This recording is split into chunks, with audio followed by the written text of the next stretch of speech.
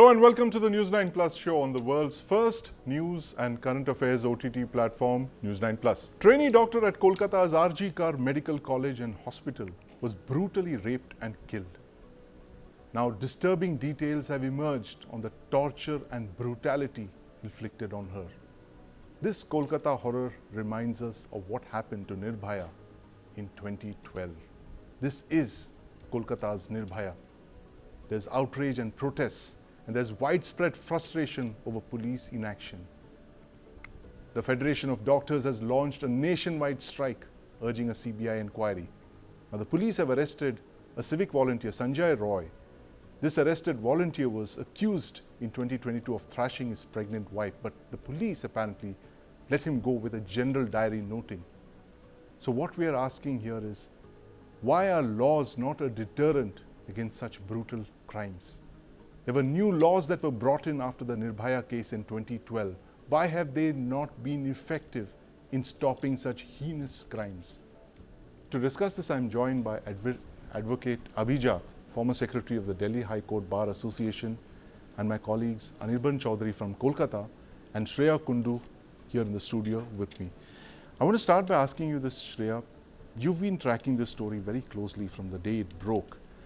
Tell us, as a woman reporter, as a journalist who's also, you've probably been in college when the Nirbhaya case broke. What were your first impressions of this horrific case, what happened in Kolkata?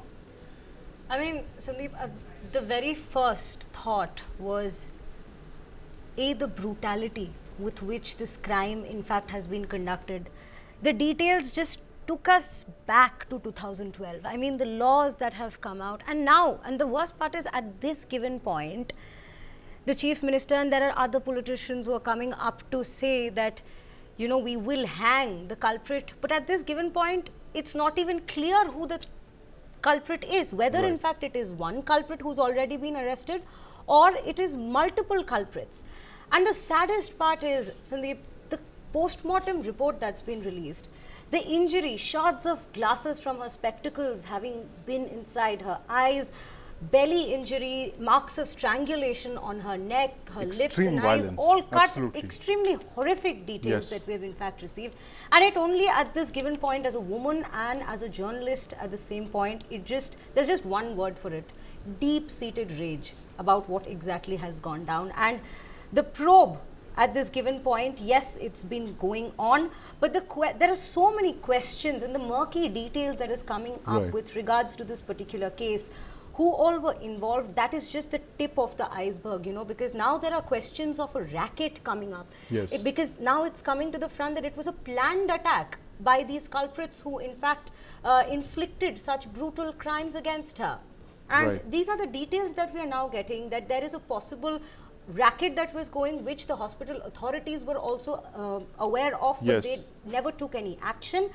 And things culminated to such a point that this woman here, this young trainee postgraduate doctor, had to lose her life in such a horrible, brutal way. Horrible, brutal way. The words escape imagination when it comes to describing this heinous crime. And I'm going to ask Anirban Choudhury this. Anirban, you've also been tracking this story very closely in Kolkata. It's unbelievable that you could have a crime of this nature in Kolkata, West Bengal, where women are given such a high place in society. The Chief Minister of West Bengal is a lady. Across the border in Bangladesh also, you have women politicians there. Why is it that despite all of this, the high standards of women in society in West Bengal, despite all of this, you have this kind of a crime taking place in the heart of West Bengal, in Kolkata?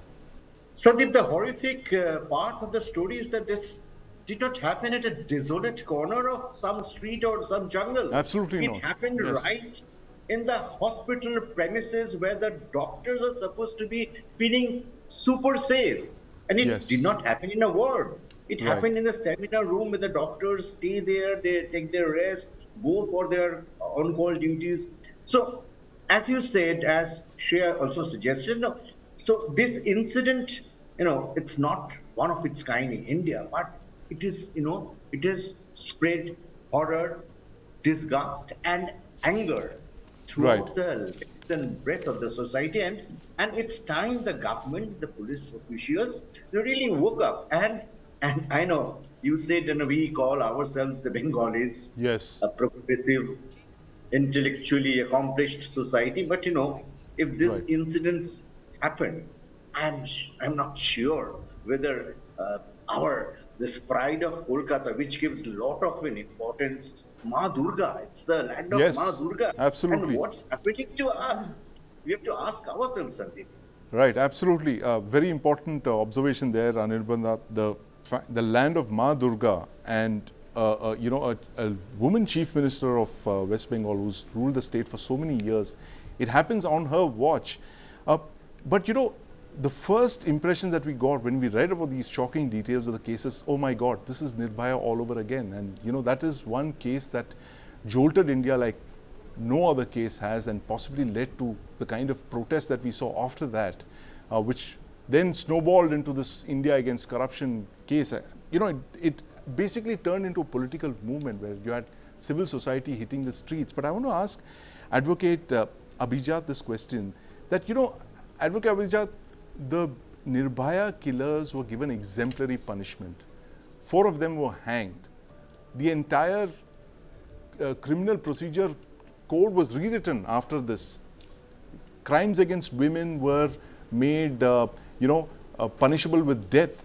Why is it that despite all of this, we have a case like this happening, not just in some isolated corner of West Bengal, but in the heart of Kolkata, in a hospital, and this kind of brutality is inflicted on a doctor in a medical college in Kolkata? After the Nirbhaya case, the Criminal Law Amendment Act of 2018 came into being, where the definition of rape was widened, stalking, voyeurism, Yes. even penetration by digits was included in the definition of rape, where rape resulted in death or reducing the victim to a vegetative state. Minimum 20 years of imprisonment was prescribed. But you must appreciate one thing, that crimes like these, dastardly, violent, absolutely ghastly crimes like this, are committed by beasts. These people are not really human beings, and there can't be any deterrent to a beast committing a crime. They have absolutely no fear of the consequences. And perhaps, from what I gather in the media, the accused did gather Dutch courage by consuming heavy quantities of alcohol just before committing that incident. Yes. So, there, in my respectful submission, though laws are designed, calculated to be deterrents, crimes like these are committed by extremely depraved people who are not deterred by law or the consequences which face them. In this case, I hope the laws are used to plug any loopholes that the investigation may have, and Right. also to effect speedier, efficient prosecution and bringing justice to the victim and her family. Absolutely. These crimes are committed by extremely depraved individuals, Shreya. There's no doubt that the people who carried this out were extremely depraved. But again, the question is that in Kolkata, in the heart of the city, a city that's deemed safe for women. You're from Kolkata. Tell us what it's like being a woman from Kolkata. What does it mean for the safety of women in this city, which has always upheld the right of women? The unfortunate part is I am from Kolkata myself, and in fact, just 2 days back, when this incident came to light, my parents called me up, Right. and we were having a conversation about this, and my mother actually expressed this concern as to how after this incident, because Sandeep, this incident has taken place at one of the biggest medical colleges, one of the most crucial medical colleges in the heart of the city. At this point, and I don't know if this is the sentiment that women out there in Kolkata will be sharing with me, but this was a conversation I had with my mother. It really concerns us to now be able to go to a junior doctor again, to be able to approach a junior doctor again because we still aren't sure. There is news about the culprits being interns from this particular batch of students. Right. So if indeed they are the ones who committed this crime. They are the perpetrators. Right. And as in fact Advocate Abhijat was just mentioning, while yes, the person who's in fact been arrested, he does come from not, probably not a very high class committee, but the people, the audio clips that have gotten viral, they suggest very otherwise. They suggest that there are people who are very highly connected who are involved in such a crime. So at this point, the confidence of women, the fact that even in the past, till the past couple of years, we could hold our head high and just go out in the city, that is not something we would be able to do anymore. It would make me think twice if I, and the problem here is it's not happening at a time when, you know, people, the society makes us believe that the streets are not safe for a woman. She was in a seminar hall in a college. That is extremely important to understand here. It is the hospital administration's responsibility at this given point to take the responsibility of the safety of the students who are studying there. And the problem here is, it is being said that this very student had expressed concerns about her life being under threat to her parents right before this incident was in fact inflicted upon her. I'm going to ask this question that you raised, Sriya, to Dr. Rohan Krishnan, the chairman of the Federation of All India Medical Associations, who just joins us. Dr. Rohan, who is to blame really in this horrible, heinous crime, as Sriya was just telling us? A doctor in the heart of one of the most prestigious medical colleges in Kolkata, raped and murdered in the manner that we last saw possibly in the Nirbhaya case in 2012. Who's to blame here? I think that it is the onus of the state government and the complete failure and embarrassment for Mamata Banerjee as a female chief minister for providing security and safety to the doctors. As you guys are already aware that this doctor was working in one of the topmost medical colleges of West Bengal in the heart of the city, and she was being assigned 36 hours duty. Now the onus also comes upon the health secretary, the health minister, the principal and superintendent of the colleges, because why there was no CCTV camera installed, why there were no separate washing room for females, why there was no doctor's duty room for the female, why at night if you are putting someone for a 36 hours of duty and you are not giving them basic facilities, then obviously the entire system has failed completely, and it is an embarrassment for all of us. Apart from that, we cannot escape from this from the central government point of view, that from a long time there has been a demand that we need a central protection law for protection of the healthcare workers.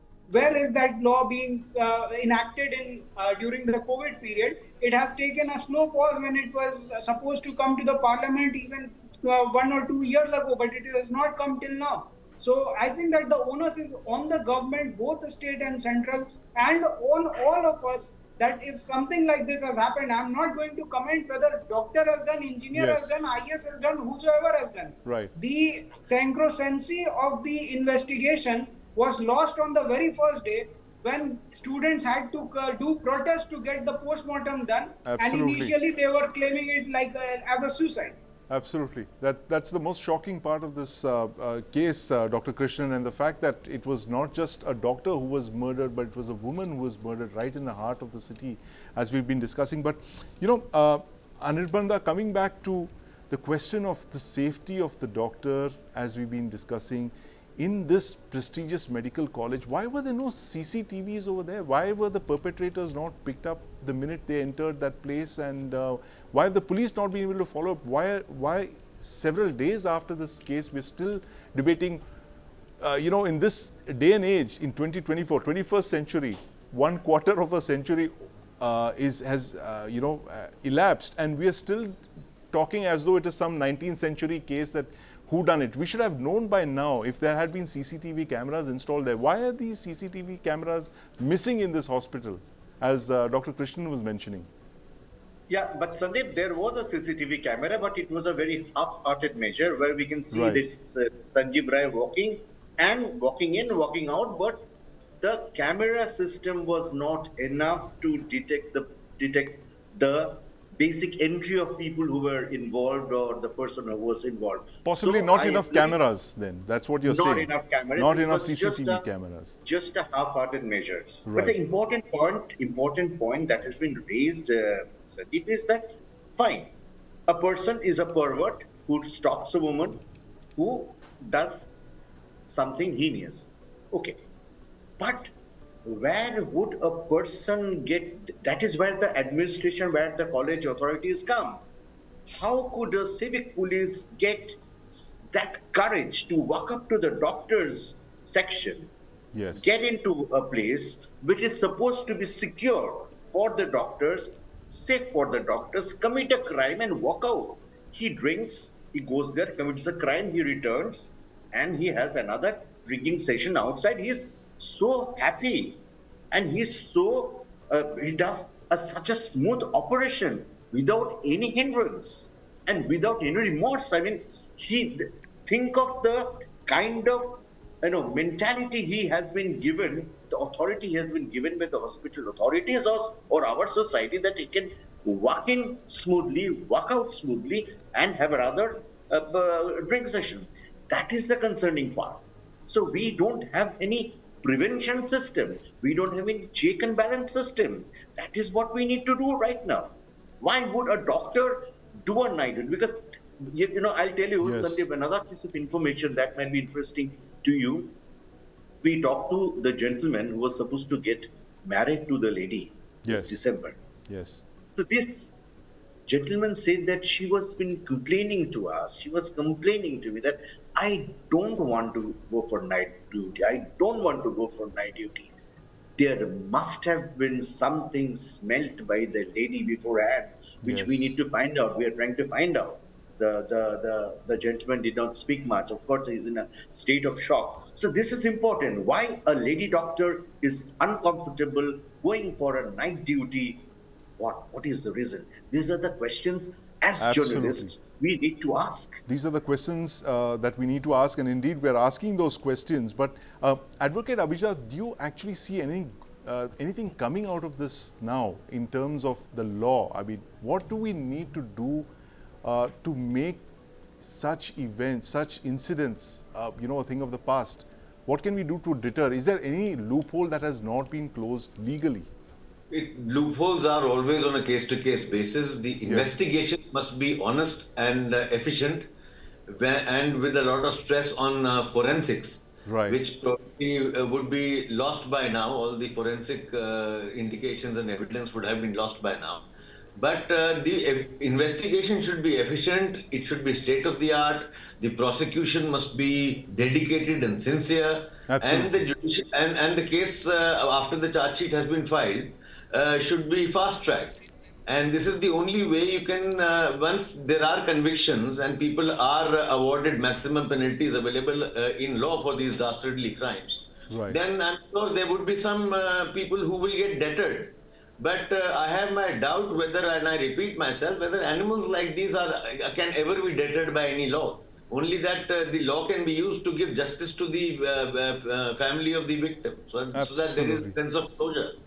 It's a dark day in our lives indeed. This the Kolkata case, and Advocate Abhijat, I must disagree with you on that one part that you call them animals. I don't think animals do this kind of brutality. Oh, it's just a figure of speech. It's I'm an just animal lover absolutely myself. it is humans who whether it's in India or it's in Australia, that horrible case that came to light recently of this absolutely depraved individual who was torturing animals for his sadistic pleasure. This is the kind of brutality that only humans can inflict on each other, and that's the story that we are tracking closely today. It's this horrific story of Kolkata's Nirbhaya, a case that's taken us back into 2012, 12 years ago, that horrific case that shook us all as Indians, as residents of Delhi, and we thought that it would never happen again, but we've been disproved once again in Kolkata. But thank you very much, Advocate Abhijat, my colleague Anirban Choudhury and Sriya for joining us on the News9 Plus show.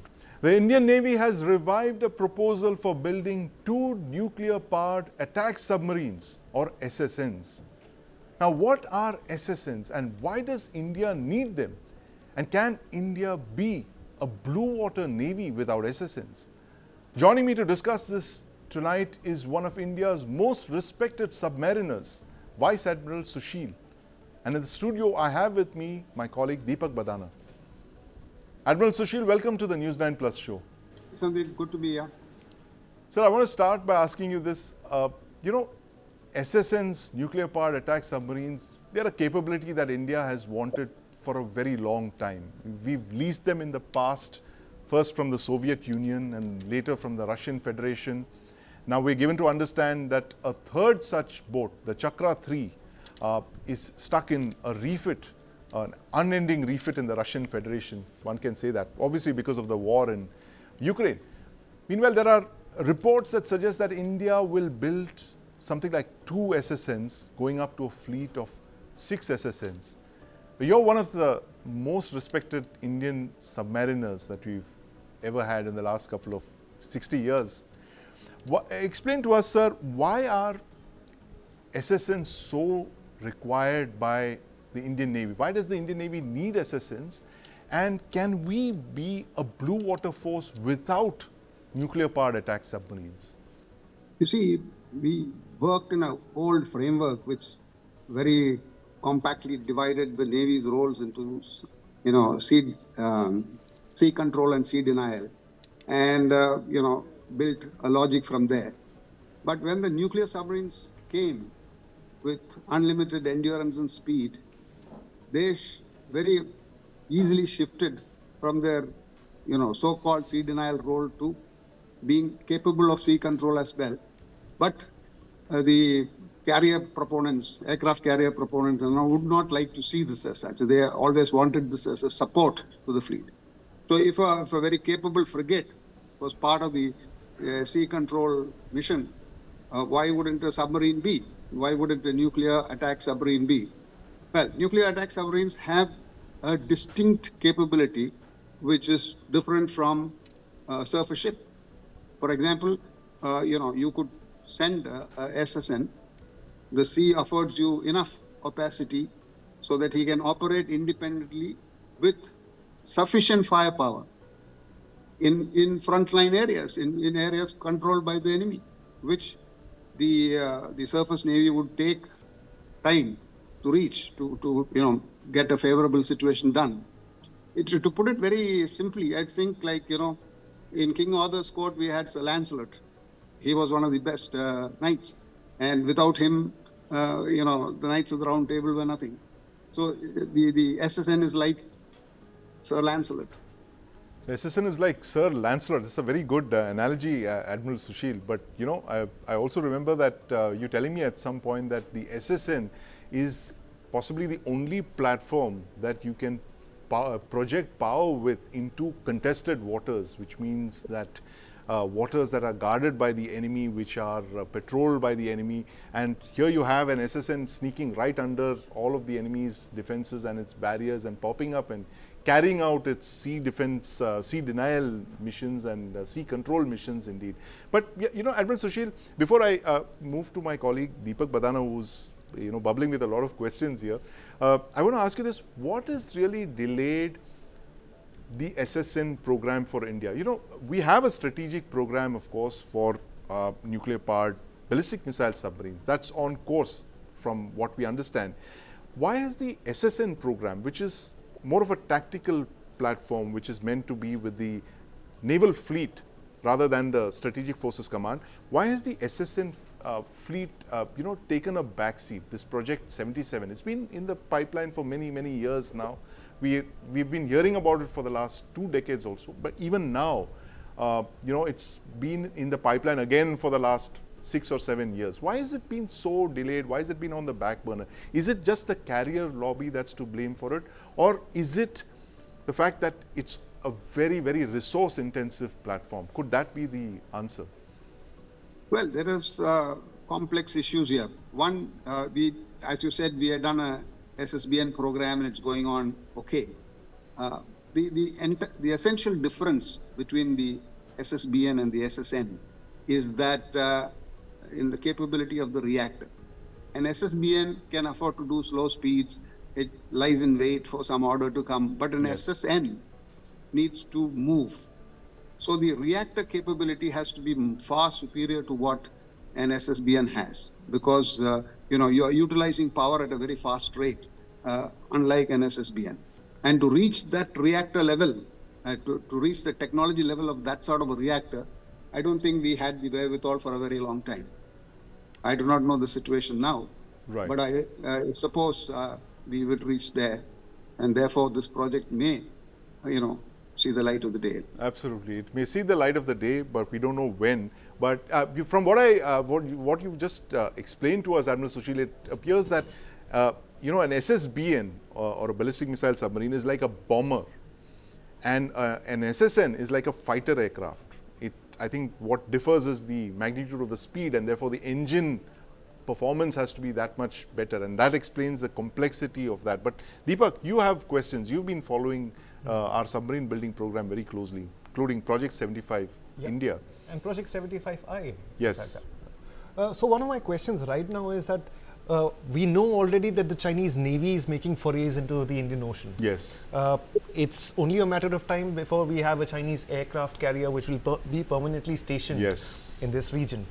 Do you think a force of 6 SSNs will be able to deter, will be able to deny sea control to the Chinese? I want to add to that question, Admiral Sushil, because in 2013 is when the Chinese first, conducted their long-range foray into the Indian Ocean. They sent a nuclear-powered attack submarine, on patrol in December 2013, if I remember correctly. But, to add to Deepak's question, the fact that the Chinese have been sending out regular submarine patrols ever since then, over the last 11 years, and the fact that they're talking of a permanent presence in the Indian Ocean, would SSNs, a fleet of 6 SSNs that we are talking of now, my question is that when would these submarines be ready for combat? That's one question. And secondly, would a force of 6 SSNs be sufficient to meet our requirements in the Indian Ocean region? Well, that's, 2 questions. One is the technology part of building the submarine. Really, I'm not in a position to answer what level we are at and what confidence we have in producing reactors that are required for SSNs. That's one part. We've been at it for a very long time, and I really do not know why we haven't progressed very much. So that is one part. The numbers is a difficult. We don't even have one, so 6 looks far better. That's one part of looking at it. As far as the Bay of Bengal area, the immediate maritime neighborhood of ours is concerned, we could say that 6 SSNs are fairly good. But an SSN operation is not necessarily to be in our own neighborhood. It is supposed to be in extended neighborhoods. Right. In extended neighborhoods, we need much more submarines. And especially if you want a counterpoise with many submarines operating in the areas which you think they should operate, then we need the numbers which are much more. And when you talk about a force level of 6, remember that the operational availability is only 66%. So we're talking about 4 submarines available at a time. Right, that's an important point there, Deepak, and that's something that we miss out as armchair critics, and the practitioners will tell you that it is, as Admiral Sushil just mentioned, it's the availability of the platforms and not just the numbers.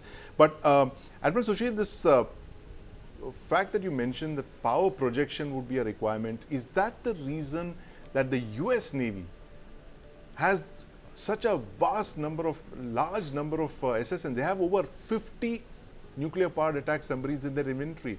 Is that one of the reasons the US Navy has a global presence? That's true. You see, the numbers of SSNs they have allows the fleet to go confidently to various areas. Yes. That's one important aspect. Whereas with 6 submarines, we'd hardly be able to provide any escort to the fleet. The power projection in American terms is totally different from what I mentioned. Right. The American presence is the ability to finally go and land and, exercise control from land. I mean, that's the sort of power projection they're talking about. But we are talking about the ability to push our threat right up to the enemy's maritime frontiers. Right. That would give them the reason to sit back and think. Yeah, the reason, absolutely, the projecting power to your enemy's doorstep, and I think the only platform that can do that most effectively is the SSN. And that, Deepak, incidentally, is the reason why AUKUS, Australia, UK and US, came up with a proposal for SSNs, for Australia to own, build and operate its own SSNs rather than aircraft carriers. But given our threat perception, Admiral Sushil, the fact that we have a carrier-based navy, a navy that's centered around aircraft carriers. We've had that for a number of years, from the 1960s, more than 6 decades now. Where do SSNs really fit in? Is it an either-or situation, or do you see all of them operating together? SSNs being, say, the one arm of a carrier strike group? No, SSNs. You see, in the United States configuration, the SSN forms part of any major frontline strike groups, because they afford two things. One is an advanced anti-submarine action, and also the requisite firepower to counter anything which is coming in from either from submarines or from surface ships. That's one important aspect of theirs. But and they have various areas of interest in which they operate. There are 7 fleets and so on and so forth. Whereas we have to look at theaters where we want to operate, and therefore our numbers in such missions are limited. So the question now is, when the American Navy started building and had a force-level planning, which is extrapolated to today, things were different. For example, today we are talking about maritime domain, transparency, which is absolutely transparent. Yes. And the only place which has certain opacity, which affords certain, information deniability, is the underwater. Right. And therefore, the submarine has an additional mission. That means the submarine becomes the platform to go and prepare the arena for the carrier to come. I mean, that's an additional role which the submarine will have to take on, as because unless you neutralize a certain amount of surface forces and the other capabilities which the enemy may have. Yes. And it's an interesting point to see why the 4 Ohio class submarines were made into SSGNs. Yes. Maybe there's a lesson for us there, Admiral Sushil, at some point. Those SSGNs that were converted from SSNs, but we are still debating ones here, Deepak. 1 SSN every decade or 2 decades is what we are only able to deploy. But my final question to you, Admiral Sushil, before we go, is that can the Indian Navy be a true blue water navy without nuclear-powered attack submarines? I'm aware of the fact that the Brazilian Navy, for instance, believe it or not, the Brazilian Navy possibly might have a nuclear-powered attack submarine before the Indian Navy. It is a definitional problem. A blue water navy, earlier defined itself, that is the ability to operate beyond the brown waters, to sustain with fleet support, ships, and so on and so forth. That's not the only thing. The blue water navies to be able to sustain operations wherever it wants, and to sustain operations wherever it wants in the current scenario. The Battle of Midway was fought when there was no surveillance, and it was a lucky chance that the Americans found the Japanese carrier group. That doesn't happen anymore. They know exactly where you are. The Americans are so worried about the ballistic missiles which are going to be fired at them, and so on and so forth. So when you talk about blue water capability, the ability to sustain there matters. And the only platforms currently which can sustain in those sort of situations are SSNs. And therefore, my one-word answer would be no. A very dark prognosis for us, Admiral Sushil, given the fact that you just told us how complex SSNs are and the kind of technological breakthroughs that it would take for us to field it. But still, it's still a breakthrough if we could even get government approvals, Deepak. It's a beginning. A beginning. It Where it would end, we don't know, but given our track record, possibly 10 years or 15 years. I don't know, Sushil, possibly not weigh in on that for various reasons. But thank you very much for joining us, Admin Sushil, and enlightening us on this very rarely discussed aspect of our nuclear sharks, the SSNs that India literally hopes and prays it gets at some point in the not so distant future. Thank you for joining us, and thanks for your time. On the 15th of August 1975, the first president of independent Bangladesh, Sheikh Mujibur Rahman, and his family members were massacred in Dhaka.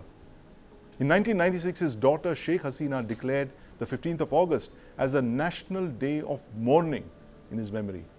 Now cut to 2024, with the Sheikh Hasina government overthrown, Dr. Mohammad Yunus, the chief of Bangladesh's interim government, is now facing his first big decision on whether to observe national mourning on the 15th of August or not.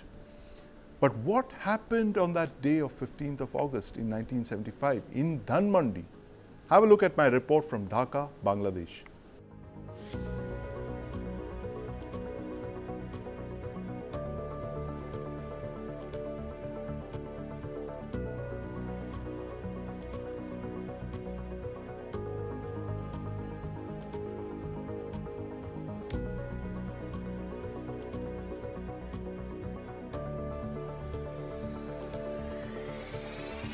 This is the dining table of the President of Bangladesh. On this, these are the crockeries he had.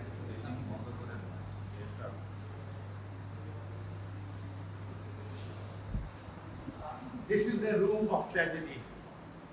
Here most of the family members were killed. You can see firing of bullets everywhere. Here. And inside that square you see all the blood was spilled over there. Even firing took place on the roof also. The family members, most of them were shot here. Were they all here? Yeah, they bungled together. Okay. But Bangabandhu came out. Right. He is not there to hide. So Right. he came out, walked this way. One thing more. Only one black and white TV. That's it. No color TV. And this was his sitting room. And you can see him taking his pipe. That's the only luxury in his life he had. That's dinner. The Chinese senior minister told me that he was large in size. I told him not only in size but in significance also. That's important. This is the place where he died in honor and glory, because he came out from this room. Assassins were all with their weapons. Listen to it carefully. Sorry, from here. He stood here and he asked them, "What do you want?" And he did not surrender, did not put his hands up, just stopped them and said, "What do you want?" They shot him and he fell down. You can come in front. Here was all a pool of blood. So this place we kept it covered by the marks are almost gone. National standard is here. This is how he fell, and this is how he fell on the right. This is the only photograph we have of that time. This is the definition. It was not No. Every morning they would check the flag and also maybe that it was taken for cleaning, I don't know. So this is a photograph he had, and he lies over here. And you can see the bullet marks. Come. So all the red marks over there, they're all bullet marks, okay? You cannot step inside without this, okay? All bullet marks are there. And the bullet marks are inside this. Bullets. They came firing games. Bullets everywhere. You can see all bullet marks. Hundreds of rounds were fired. So many people. And then they entered, through this one group entered, massacred the family, and come to me. This is the room of Sheikh Rehana, who is younger sister of the Prime Minister. And these are some of the belongings of the family. I haven't seen such a middle class living for anybody. Everything is here. shirt, his other simple, very simple man. You can see some of the blood stain clothing that could be recovered. You can see the mark on the blood. These were the wedding saris. Wedding saris. This is Bangabandhu's evening gown that he used to wear. His family's different thing, and the very famous pipe he used to wear all the time. And this is the Holy Quran he used to recite from. Yeah. It's the only luxury that he had.